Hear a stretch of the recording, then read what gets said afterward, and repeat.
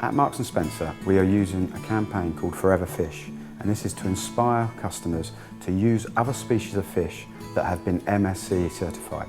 So when you see the MSC label, you're supporting sustainable fishing. Look out for the blue MSC label in stores, and this will tell you it's been sustainably sourced fish. I'm going to do a recipe for you today using flounder.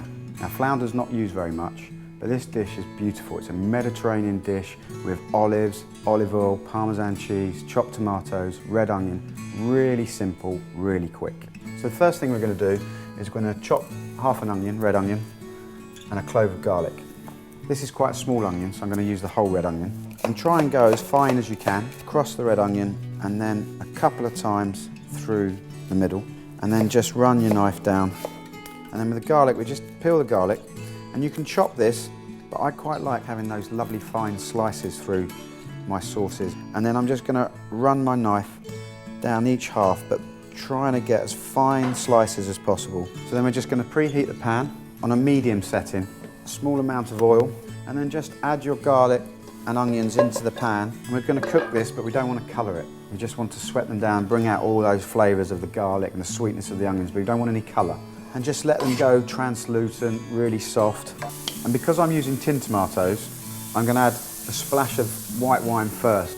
I'm going to turn the heat up slightly because I want that alcohol to burn off quickly and reduce the wine, and then I want the flavour of the wine rather than the alcohol note.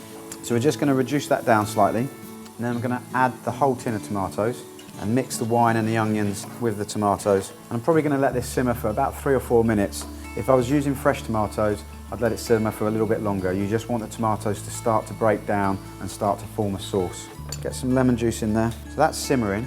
We're going to take our olives, and again you can use as many or as little as you like. And with these you don't want the pips in. All I do is run the knife, feel the pip, run the stone, and run the knife down the edges. So you have 4 slices of the olives. So the sauce is starting to thicken up, and the tomatoes are starting to cook down. I'm going to add my olives to that, and then just put it on a lower heat. A small amount of black pepper, and then your basil can be roughly chopped. I just like to shred it, just so that it starts to release the oils, and stir the basil through. So now we're going to add some grated parmesan. Parmesan and tomatoes together really work well because it brings out the umami, that savoury note that you need in your dishes, that makes you want to go back for more. Again, with parmesan you can have as much or as little as you like, but I wouldn't recommend going over 5 tablespoons. Stir the parmesan through, and then just bring the sauce back up to heat. So in an oven-proof dish, you take your flounder, and flounder is like salmon and sardines. It's high in omega-3 and rich in selenium. And you just want to place those in the dish so you're covering the base of your dish. And as you can see here, I'm doing them alternate, thick, one end, thin. And then we're just going to season them, a splash of olive oil just down each fillet, and then pour the sauce with the olives, basil, garlic, red onions into the dish. Just make sure your fish is covered, and then we're going to add some more basil. And these can just be leaves just ripped in half. And if you wanted to, you could grate a little bit more parmesan over the top just to give it a bit more richness. And just push the basil leaves down so they don't burn in the oven. And then place that in a preheated oven at 180 fan for about 8 to 10 minutes. And then carefully, using a fish slice, share the flounder between 2 plates. So with this now, the tomatoes and the olives, the freshness of the basil coming through, really rich smells of the parmesan and tomatoes mixing together. Just spoon some of the sauce over the top of this.